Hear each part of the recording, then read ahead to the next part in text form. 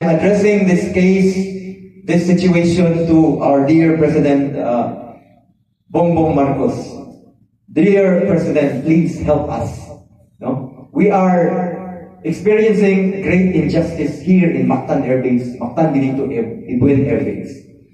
The Philippine Air Force here are claiming that this land, they have the right to possession this land because solely of the evidence, for us, a bogus evidence, Proclamation 784 by Fidel Ramos 1996.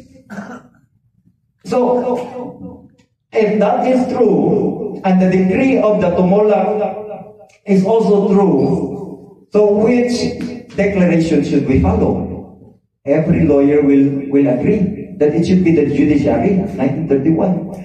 What has the Philippine Air Force done to the Mactan Air Base right now? No? Golf course for their own commercial gains. We have the Abuelis taking over the officers' village, and now the airmen's village will be taken over as well. No? They're not using it for military reserve. Obviously, this is injustice.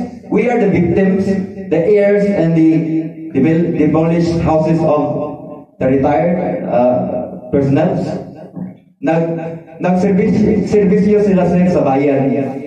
State of calamity ngayon. Anong ginawa nila? Sinira nila ang bahay. Tayo, nag-ayos-ayos tayo ng mga bahay para maka-istar sa bahay. Ngayon, sisirain lang. Saan kami patungo ngayon? Kami ay humihingi ng iyong taos-pusong tulong sa amin, sir. President Bongbong Marcos, we believe in your leadership. We know you have great intentions. You're a godly man. We supported you and we support you.